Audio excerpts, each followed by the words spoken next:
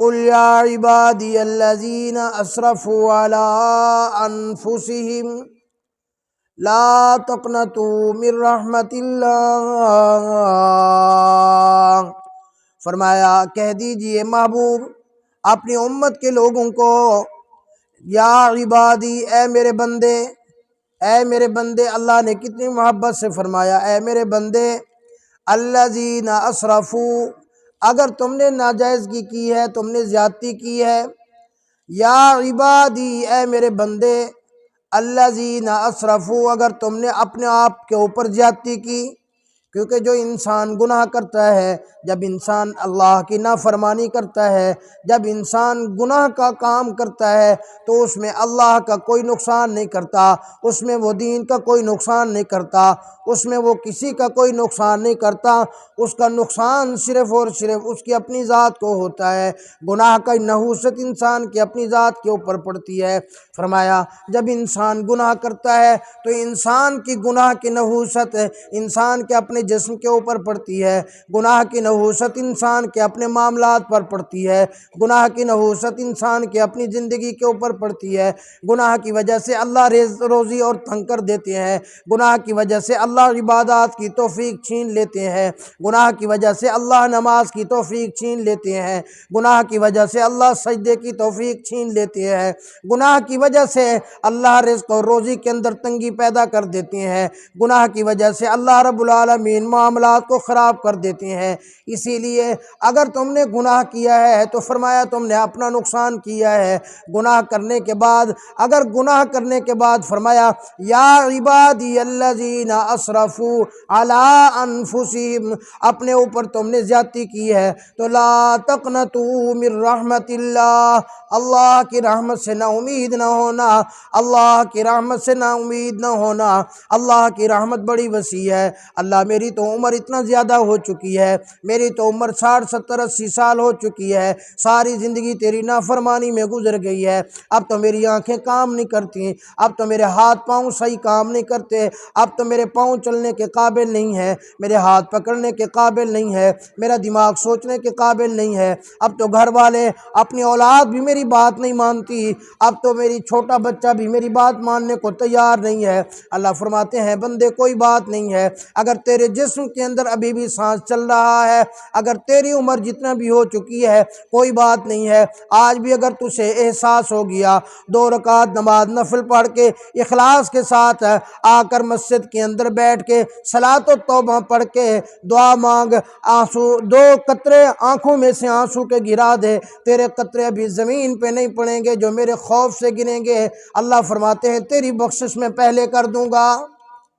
لا تقنطوا من رحمت اللہ، اللہ میں اتنا بڑا گناہ گار ہوں، مجھے بیت اللہ میں جا کر توبہ کرنی پڑے گی، مجھے مدینہ منورہ میں جا کر توبہ کرنی پڑے گی، مجھے کسی سرگودا کی بڑی جامع مسجد میں جا کر توبہ کرنی پڑے گی۔ اللہ اکبر، میرے اللہ کی رحمت کتنی وسیع ہے۔ اللہ نے فرما دیا، فرمایا نانا میرے بندے تجھے کہیں جانے کی ضرورت نہیں ہے، تیرے دل کے اندر میرا خوف آ گیا، تیرے دل کے اندر میرا ڈر آ گیا، تو گھر کے اندر ہے، تو مسجد کے اندر ہے، تو پہاڑوں کے اندر ہے، تو جنگلوں کے اندر ہے، تو بیابانوں کے اندر ہے، تو جہاں کہیں ہے، چاہے دن ہے چاہے رات ہے، اندھیرا ہے روشنی ہے، چاند کی روشنی ہے سورج کی روشنی ہے، کسی حال میں بھی اگر تجھے میرا خوف لاحق ہو گیا تو پھر بھی تو آ کر میرے دروازے کے اوپر سچی توبہ کر، سچی توبہ کرنے کے بعد اللہ سے معافی مانگنے کے بعد آنسو کے قطرے اپنی آنکھوں سے گرا دے، اللہ پاک تیرے سارے کے سارے پچھڑے کے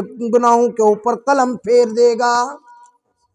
فرمایا اللہ خالی میرے گناہ معاف کر دے گا؟ فرمایا نہیں نہیں، اللہ کا قرآن کہتا ہے الا من تاب وآمن وعمل عملا صالحا فاولئک یبدل اللہ سیئاتہم حسنات۔ اللہ کی قسم قرآن تو پڑھو، اللہ نے کتنی محبت فرمائی ہے۔ فرمایا من تاب، اگر تو نے توبہ کر لی، سچے دل سے مجھ سے معافی مانگ لی، من تاب وآمن، اور کامل میرے اوپر یقین تو لے کے آیا، وعمل عملا صالحا، آگے نیت کر لی اللہ اب میں نیک عمل کروں گا، اب میں تیری نافرمانی نہیں کروں گا، اب میں گناہوں کی زندگی کو چھوڑ رہا ہوں۔ وعمل عملا صالحا، اللہ فرماتے ہیں پھر میری رحمت کو دیکھ، میں تیرے خالی گناہوں کو معاف نہیں کروں گا۔ فَأُولَٰئِكَ يُبَدِّلُ اللَّهُ سَيِّئَاتِهِمْ حسنات، تو نے 70-80 سال گناہ کیے، تو نے 70-80 سال زیادتی کی، تو نے 70-80 سال میری نافرمانی کی،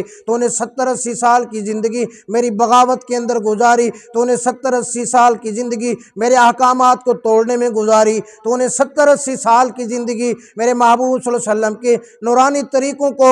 میرے آقا کی سنتوں کو ذبح کرنے کے اندر گزاری۔ اللہ فرماتے ہیں میں خالی تیرے گناہوں کو معاف نہیں کروں گا، تیرے گناہوں کو معاف کروں گا، پھر تیرے گناہوں کو اٹھا کر یبدل اللہ سیئاتہم حسنات، میں تیرے گناہوں کو نیکیوں کے اندر تبدیل کر دوں گا۔ بس اللہ کی دربار میں آ تو صحیح، اللہ کی رحمت کے سامنے آ تو صحیح، اللہ سے مانگ تو صحیح۔ حدیث پاک کے اندر آتا ہے، فرمایا اللہ رب العالمین گناہ گاروں سے بڑی محبت کرتے ہیں۔ فرمایا اللہ رب العالمین اپنی شان کے مطابق اپنا یوں ہاتھ پھیلا کے بیٹھے ہیں کہ اس وقت جو گناہ گار آئے آ کر میرے ہاتھ کے اوپر توبہ کرے، میں اللہ اس کی زندگی کے سارے گناہوں کو معاف کر دوں۔ التائب من الذنب کمن لا ذنب لہ، فرمایا جو بندہ سچی توبہ کرتا ہے، سچے دل سے اللہ سے معافی مانگ لیتا ہے، گویا کہ اس نے گناہ کیے ہی نہیں ہے۔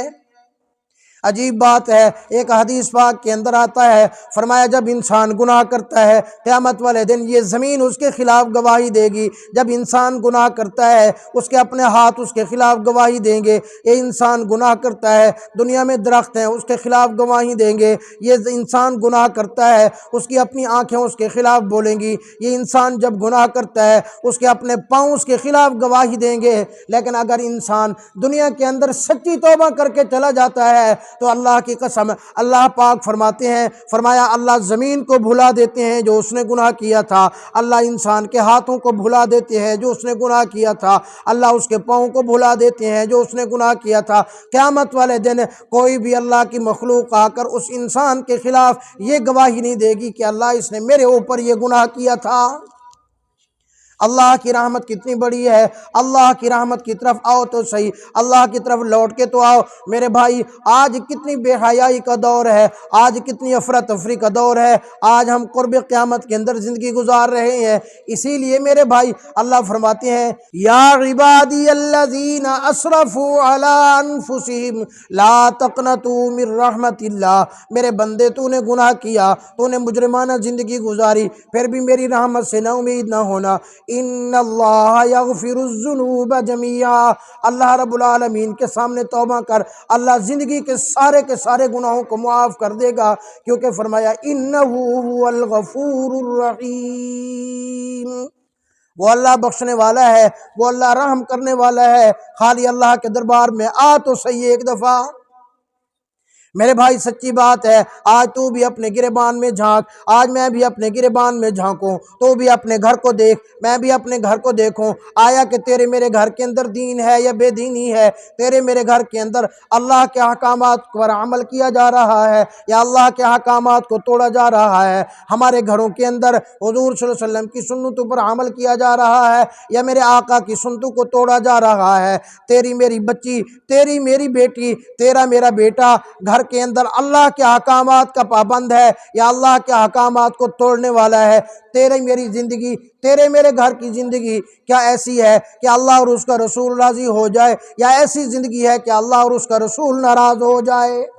ہم اپنے گھروں کے اندر دیکھیں، اپنا احتساب کرنا سیکھیں، آیا کہ ہماری زندگی کیسی گزر رہی ہے؟ ہم اللہ کے قریب ہوتے جا رہے ہیں یا اللہ سے دور ہوتے جا رہے ہیں؟ ہر انسان، اللہ اکبر، ایک حدیث پاک میں آتا ہے الاسم ما حاک فی صدری کا، فرمایا جب انسان کوئی گناہ کرتا ہے، جب انسان کوئی غلط کام کرتا ہے تو اس کا ضمیر اسے دستک دیتا ہے۔ الاسم ما حاک فی صدری کا، فرمایا تیرے سینے کے اندر دستک ضرور ہوتی ہے۔ ایک دفعہ تجھے تیرا ضمیر ضرور کہتا ہے او مسلمان تو غلط کر رہا ہے، یہ کام صحیح نہیں ہے، ضمیر کی دستک ہوتی ہے، لیکن ایک دفعہ، دو دفعہ، تین دفعہ جب دستک بار بار ہوتی ہے انسان اس طرف توجہ ہی نہیں دیتا تو ایک وقت آتا ہے انسان کا ضمیر مردہ ہو جاتا ہے، پھر وہ نیکی کرتا ہے، بے ایمانی کرتا ہے، فراڈ کرتا ہے، دھوکہ کرتا ہے، بے حیائی کرتا ہے، زنا کرتا ہے، چوری کرتا ہے، اللہ کی نافرمانی کرتا ہے، اللہ کی بغاوت کرتا ہے، حضور کی سنتوں کو توڑتا ہے، پھر اس کا ضمیر مردہ ہو چکا ہوتا ہے، پھر اس کو ضمیر سے کوئی آواز نہیں آتی۔ اور جب انسان کا ضمیر مردہ ہو جائے یہ بڑی خوفناک صورتحال ہے، یہ بڑی خطرناک صورتحال ہے۔ اللہ نہ کرے ضمیر مردہ ہے، اسی حال میں کسی کو موت آ گئی تو قیامت والے دن حضور صلی اللہ علیہ وسلم کے سامنے کیسے جائے گا؟ حضور سے شفاعت کی درخواست کیسے کرے گا؟ قیامت والے دن حضور صلی اللہ علیہ وسلم کے ہاتھوں اسے حوض کوثر کا پانی کیسے نصیب ہوگا؟ کیسے میرے آقا کا سامنا کرے گا؟ اگر حضور نے پوچھ لیا تو تیرے گھر کے اندر میری سنتوں کو توڑا جاتا تھا، تجھے احساس نہیں تھا، تو نے بچے کی شادی کی، میری سنتوں کو توڑا، تجھے احساس نہیں ہوا، تو نے بیٹی کی شادی کی، میرے سنتوں کو توڑا، تجھے احساس نہیں ہوا، تو صبح اور شام تیرے گھر کے اندر میری سنتوں کو ذبح کیا جاتا رہا، تجھے احساس نہیں ہوا، آج کس منہ سے آیا ہے میرے پاس کہ میں تیری شفاعت کروں؟ آج کس منہ سے میرے دربار میں آیا ہے کہ میں تجھے حوض کوثر کا پانی پلاؤں؟ جا چلا جا، جن کی طرح زندگی گزار کے آیا ہے آج انہی کے پاس چلا جا۔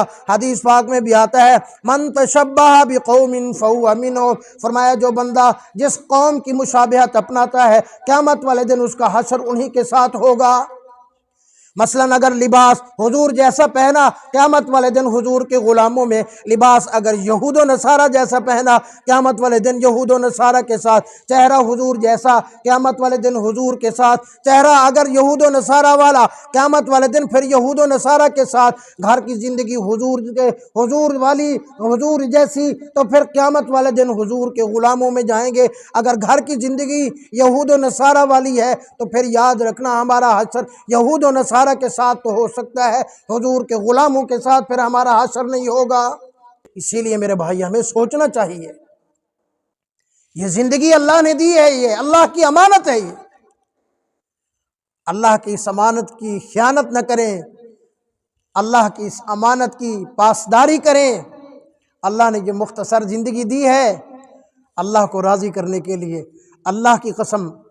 زندگی امیر کی بھی گزر جاتی ہے، فقیر کی بھی گزر جاتی ہے، بادشاہ کی بھی گزر جاتی ہے، اور بھیک مانگنے والے گداگر کی بھی گزر جاتی ہے، اور وہ چاہے بادشاہ کو خالی بغیر گھی والا سالن کھلائے، ڈاکٹر کہہ دیں کہ تم مر جائے گا اگر گھی کھایا، اگر اچھی روٹی کھائی، اور اگر وہ چاہے تو ایک غریب کو بہترین پراٹھے کھلا دے، اس سے پوچھنے والا کون ہے؟ تو اسی لیے میرے بھائی یہ دنیا عارضی ہے، یہ دھوکے کا گھر ہے، یہ مچھر کا پر ہے، اس دنیا کی کوئی حیثیت نہیں ہے۔ جس نے اس کو سمجھ لیا اس کی اصل زندگی شروع ہو گئی۔ تو امیر ہے یا غریب ہے، تو مالدار ہے یا فقیر ہے، اگر اللہ تو اس سے راضی ہے اللہ کی قسم پھر تو کامیاب ہے۔ اگر اللہ ناراض ہے چاہے تو امیر ہے یا فقیر ہے پھر تو برباد ہو گیا، دنیا میں بھی آخرت میں بھی۔